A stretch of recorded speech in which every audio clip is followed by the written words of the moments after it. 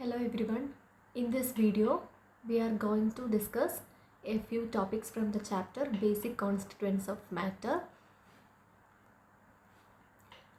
First, നമുക്ക് മാറ്ററിൻ്റെ definition നോക്കാം.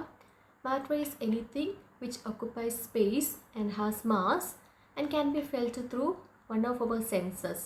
അതായത് നമുക്ക് ചുറ്റുമുള്ള മാസുള്ള സ്ഥിതി ചെയ്യാൻ സ്ഥലം ആവശ്യമുള്ള എന്തിനേയും നമുക്ക് മാറ്റർ എന്ന് പറയാം. ഫോർ എക്സാമ്പിൾ പറയുകയാണെങ്കിൽ എയർ, അതായത് നമുക്ക് ചുറ്റുമുള്ള എയർ, അല്ലെങ്കിൽ വാട്ടർ, പ്ലാന്റ്സ്, ആനിമൽസ്, അങ്ങനെ മാസുള്ള പിന്നെ സ്പേസുള്ള എന്തിനേയും നമുക്ക് മാറ്റർ എന്ന് പറയാം. അതിനുള്ള കുറച്ച് എക്സാമ്പിൾസാണ് കൊടുത്തിട്ടുള്ളത്. നമ്മുടെ ഡെയിലി ലൈഫ് നോക്കുകയാണെങ്കിൽ നമുക്ക് ചുറ്റുമുള്ള എല്ലാം ഓൾമോസ്റ്റ് എല്ലാത്തിനെയും നമുക്ക് എന്തു പറയാം, മാറ്റർ എന്ന് പറയാം. അതായത് അത് ഒക്കുപ്പൈ ചെയ്യുന്ന അതിൻ്റെ സൈസും ഷേപ്പൊക്കെ ഡിഫറെൻ്റ് ആയിരിക്കും ബേസിക്കലി. പക്ഷെ നോക്കുകയാണെങ്കിൽ എല്ലാത്തിനും ഒരു സ്പേസും വേണം, അതേപോലെ തന്നെ മാസും ഉണ്ടാവും. അപ്പോൾ അതിനെ നമ്മൾ കോമൺലി മാറ്റർ എന്ന് പറയും. ദെൻ മാറ്ററിന് മെയിനായിട്ട് 3 ഫിസിക്കൽ സ്റ്റേറ്റുകളിലാണ് എക്സിസ്റ്റ് ചെയ്യാൻ വേണ്ടി സാധിക്കുക. അതൊന്ന് സോളിഡ്, രണ്ടാമത്തേത് liquid, and third state is gas അല്ലെങ്കിൽ ഗ്യാഷ്യസ് സ്റ്റേജ് എന്ന് പറയും. അപ്പോൾ സോളിഡ് സ്റ്റേറ്റ് എടുക്കുകയാണെങ്കിൽ നമുക്കിവിടെ ഈ ഒരു സോളിഡ്, ലിക്വിഡ്, ഗ്യാസ് സ്റ്റേജിലുള്ള പാർട്ടിക്കിൾസിൻ്റെ അറേഞ്ച്മെൻറ്റ് കൊടുത്തിട്ടുണ്ട്. സോളിഡ് സ്റ്റേറ്റിൽ നോക്കുന്ന സമയത്ത് കോൺസ്റ്റിറ്റ്യൂവൻ്റ് പാർട്ടിക്കിൾസ് തമ്മിലുള്ള സ്പേസിങ് വളരെ കുറവാണ്. അല്ലെങ്കിൽ എന്ത് പറയാം, ദേ ആർ വെരി ടൈറ്റ്ലി അല്ലെങ്കിൽ they are very closely packed എന്ന് പറയാൻ വേണ്ടി സാധിക്കും. അതായത് ആ പാർട്ടിക്കിൾസ് തമ്മിലുള്ള ഡിസ്റ്റൻസ്, ഡിസ്റ്റൻസ് തമ്മിലുള്ള ഡിസ്റ്റൻസ് വളരെ കുറവായിരിക്കും. അപ്പോൾ അങ്ങനെ ചെയ്യുന്ന സമയത്ത് അവർ തമ്മിലുള്ള, അതായത് പാർട്ടിക്കിൾസ് തമ്മിലുള്ള അട്രാക്ഷൻ കൂടുതലായിരിക്കും. കാരണം അവർ ക്ലോസ്ലി പാക്ക്ഡ് ആണ്. അങ്ങനെ ക്ലോസ്ലി പാക്ക് ചെയ്യുന്ന സമയത്ത് സോളിഡ് സ്റ്റേറ്റിൽ പാർട്ടിക്കിൾസിന് മിനിമം ഫ്രീഡം ഓഫ് മൂവ്മെൻറ്റ് ആയിരിക്കും. അതായത് അവർക്ക് മൂവ് ചെയ്യാൻ വേണ്ടി സാധിക്കില്ല. അതുകൊണ്ട് അതിനെ നമുക്ക് റിജിഡ് എന്ന് വേണേൽ പറയാം. ഇത്തരത്തിൽ ക്ലോസ്ലി പാക്ക്ഡ് ആയതുകൊണ്ട് തന്നെ അവർക്കൊരു ഫിക്സഡ് ഷേപ്പും ഉണ്ടാവും, ഒരു ഫിക്സഡ് വോളിയം ഉണ്ടാവും. Then comes to the next stage which is liquid state. Liquid സ്റ്റേറ്റിൻ്റെ കേസ് പറയുകയാണെങ്കിൽ സോളിഡിലെ പോലെയല്ല, സോളിഡിൽ നിന്നും ഡിഫറെൻ്റ് ആയിട്ട് ഇവിടെ പാർട്ടിക്കിൾസ് തമ്മിൽ സ്പേസിങ് ഉണ്ട്. Okay, as you can see, അതായത് ഇവിടെ ആ പാർട്ടിക്കിൾസ് തമ്മിൽ ചെറിയൊരു സ്പേസ് ഉണ്ട്. അതുകൊണ്ട് തന്നെ അവിടെ ഫ്രീഡം ഓഫ് മൂവ്മെൻറ്റ് ഉണ്ടാവും. മാത്രമല്ല ഇവർക്കൊരു ഫിക്സഡ് വോളിയം ഉണ്ട്, പക്ഷേങ്കിൽ ഫിക്സഡ് ഷേപ്പില്ല. ഫിക്സഡ് ഷേപ്പില്ല എന്ന് ഉദ്ദേശിക്കുന്നത് ലിക്വിഡ് നമ്മൾ എടുക്കുന്ന കണ്ടെയ്നറിൻ്റെ ഷേപ്പിനെ ഡിപ്പെൻഡ് ചെയ്തായിരിക്കും ലിക്വിഡിൻ്റെ ഷേപ്പ്. അതായത് ഇപ്പോൾ ലിക്വിഡ് നമ്മൾ if you are taking A specified amount of A liquid in A test tube, then it will assume the shape of that test tube. ഇനി നമ്മളത് മാറ്റി വേറെ ഏതെങ്കിലും ഒരു കണ്ടെയ്നർ അല്ലെങ്കിൽ വേറെ ഏതെങ്കിലും ഒരു ഷേപ്പുള്ള കണ്ടെയ്നർ ആക്കുന്ന സമയത്ത്, ഒരു ഗ്ലാസ്സിൽ എടുക്കുന്ന സമയത്ത് ആ ഗ്ലാസിൻ്റെ ഷേപ്പായിരിക്കും. അങ്ങനെ നമ്മൾ എടുക്കുന്ന കണ്ടെയ്നറിനനുസരിച്ച് ലിക്വിഡിൻ്റെ ഷേപ്പ് മാറും. അതുകൊണ്ട് തന്നെ ലിക്വിഡ്സിനൊരു ഫിക്സഡ് ഷേപ്പ് ഇല്ല, ബട്ട് ഫിക്സഡ് വോളിയം ഉണ്ട്. നമ്മൾ എത്ര വോളിയം എടുക്കും നമുക്ക് പറയാൻ വേണ്ടി സാധിക്കും, പക്ഷേ ഫിക്സഡ് ഷേപ്പ് ഇല്ല. ദെൻ ഗ്യാസ് സ്റ്റേജിലേക്ക് മൂവ് ചെയ്യുന്ന സമയത്ത് പാർട്ടിക്കിൾസ് തമ്മിലുള്ള ഡിസ്റ്റൻസ് വളരെ കൂടുതലാണ്. Okay, they are far apart from each other എന്ന് വേണേൽ പറയാം. അങ്ങനെ ചെയ്യുന്ന സമയത്ത് തന്നെ അവർ തമ്മിലുള്ള ഇൻട്രാക്ഷൻസ് വളരെ കുറവായിരിക്കും. ഫ്രീഡം ഓഫ് മൂവ്മെൻറ്റ് മാക്സിമം ആയിരിക്കും. ആ പാർട്ടിക്കിൾസിന് നന്നായിട്ട് മൂവ് ചെയ്യാൻ വേണ്ടി സാധിക്കും. ഇവരുടെ കേസ് പറയുകയാണെങ്കിൽ, അതായത് സോളിഡ്സിൽ നിന്നും ലിക്വിഡ്സിൽ നിന്നും വ്യത്യസ്തമായിട്ട് ഗ്യാഷ്യസ് സ്റ്റേജിലുള്ള മെറ്റീരിയൽസിന് ഫിക്സഡ് വോളിയോ അല്ലെങ്കിൽ ഫിക്സഡ് ഷേപ്പോ ഇല്ല. And also they are not rigid. അപ്പോൾ ഇത്രയാണ് മാറ്ററിൻ്റെ 3 ഫിസിക്കൽ സ്റ്റേജുകൾ. മെയിനായിട്ട് മാറ്ററിന് ഈ 3 ഫിസിക്കൽ സ്റ്റേറ്റുകളിലാണ് എക്സിസ്റ്റ് ചെയ്യാൻ സാധിക്കുക. ഇത് കൂടാതെ plasma, Bose-Einstein condensate, fermionic condensate, quark, glue gun plasma എന്നിങ്ങനെയുള്ള മറ്റ് സ്റ്റേറ്റുകളും ഉണ്ട്. അപ്പോൾ സോളിഡ്സിൻ്റെയും ലിക്വിഡ്സിൻ്റെയും ഗ്യാസിൻ്റെയും കമ്പയർ ചെയ്തിട്ടുള്ള ഒരു ടേബിളാണിത്. അപ്പോൾ സോളിഡ്സ് നോക്കുകയാണെങ്കിൽ ഡെഫിനിറ്റ് ഷേപ്പും ഡെഫിനിറ്റ് വോളിയം, ഡെഫിനിറ്റ് മാസും ഉണ്ട്. നമ്മൾ പറഞ്ഞിട്ടുണ്ട് പാർട്ടിക്കിൾസൊക്കെ വളരെ ക്ലോസ് ആണ്. അവിടെ മൂവ്മെൻറ്റ് ഇല്ലാത്തത് കൊണ്ടാണ് കൈനറ്റിക് എനർജി മിനിമം എന്ന് കാണിച്ചിട്ടുള്ളത്. കൈനറ്റിക് എനർജി എന്ന് വെച്ചാൽ മൂവ് ചെയ്യുന്ന മെറ്റീരിയൽസുമായിട്ട് അസോസിയേറ്റ് ചെയ്തതാണ്. അപ്പോൾ ഇവിടെ പാർട്ടിക്കിൾസിന് ഫ്രീഡം ഓഫ് മൂവ്മെൻറ്റ് ഇല്ല. ലിക്വിഡ്സിന് ഡെഫിനിറ്റ് വോളിയം ഉണ്ട്, ഡെഫിനിറ്റ് മാസ് ഉണ്ട്. പാർട്ടിക്കിൾസ് ക്ലോസ് ആണ്, ബട്ട് ചെറിയൊരു ഡിസ്റ്റൻസ് ഉണ്ടാവും. കൈനറ്റിക് എനർജി ഉണ്ട്, പക്ഷേ ഡെഫിനറ്റ് ഷേപ്പ് ഇല്ല. ഗ്യാസിൻ്റെ കേസിൽ ഡെഫിനറ്റ് മാസ് ഉണ്ട്, ഡെഫിനറ്റ് വോളിയോ ഇല്ല, ഡെഫിനറ്റ് ഷേപ്പും ഇല്ല, പക്ഷേ ഭയങ്കര അതായത് കൂടിയ കൈനറ്റിക് എനർജി ആയിരിക്കും. Because the particles are far apart from each other, so they have a high degree of freedom of movement. അപ്പോൾ ഇതാണ് മാറ്ററിന് എക്സിസ്റ്റ് ചെയ്യാൻ കഴിയുന്ന 3 ഫിസിക്കൽ സ്റ്റേറ്റുകൾ മെയിനായിട്ട്.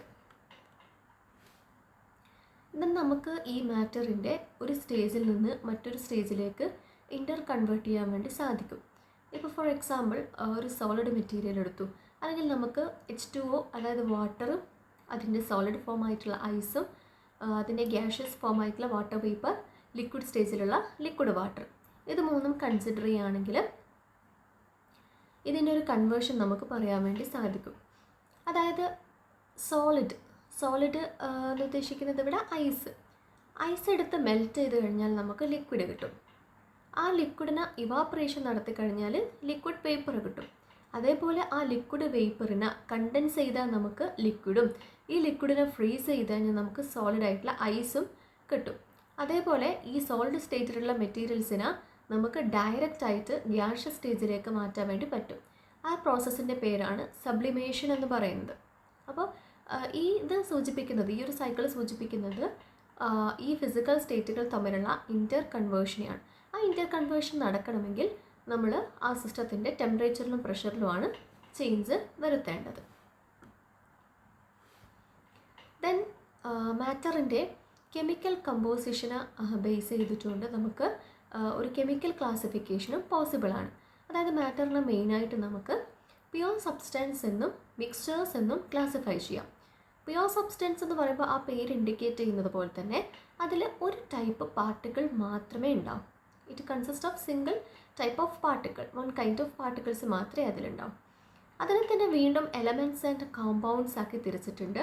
എലമെൻറ്റ്സ് എന്ന് പറയുന്ന സമയത്ത് ഒരു കൈൻഡ് ഓഫ് ആറ്റംസ് കൊണ്ട്, അതായത് ഒരു ടൈപ്പ് ഓഫ് ആറ്റംസ് മാത്രമേ എലമെൻറ്റ്സിലുണ്ടാവും. നമ്മൾ പീരിയോഡിക് ടേബിളിലത്തെ എലമെൻറ്റ്സുകൾ, അതായത് ഇപ്പോൾ ഹൈഡ്രജൻ, ഓക്സിജൻ പറയുന്ന ആ എലമെൻറ്റ്സുകൾ എടുക്കുകയാണെങ്കിൽ, ഇപ്പോൾ ഹൈഡ്രജനാണ് എടുക്കുന്നതെങ്കിൽ അതിൽ ഹൈഡ്രജൻ്റെ ആറ്റംസ് മാത്രമേ ഉണ്ടാവും.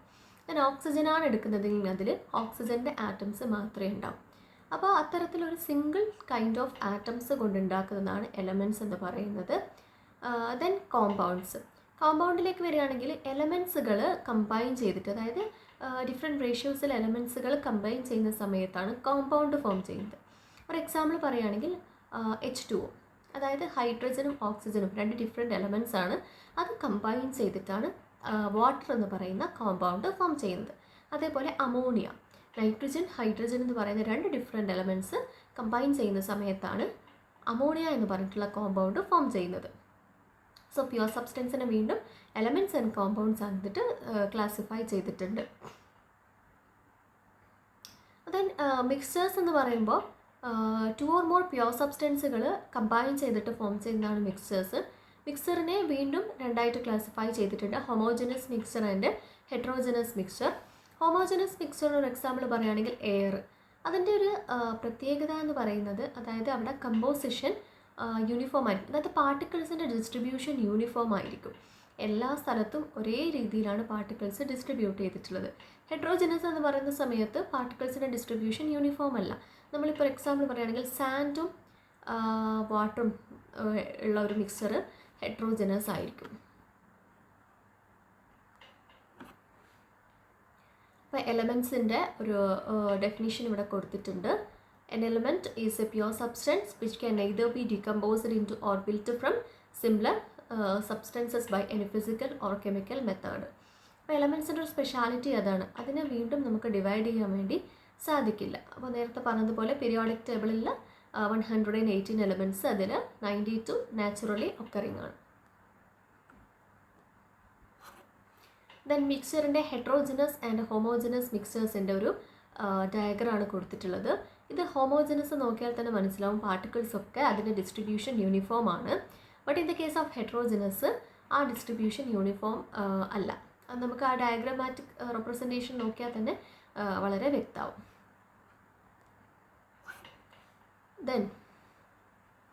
ദെൻ അടുത്തത് നമ്മൾ ഡിസ്കസ് ചെയ്യുന്നത് ആറ്റത്തിനെ കുറിച്ചാണ്.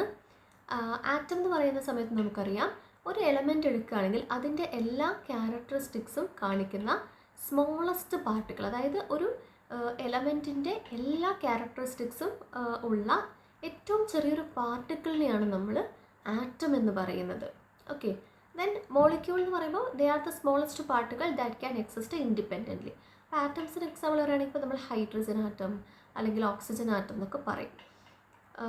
അതിൽ മോളിക്യൂൾസ് വരികയാണെങ്കിൽ മോളിക്യൂൾസ് 3 ടൈപ്പ് ഉണ്ട്, അതായത് monoatomic, diatomic and poly atomic.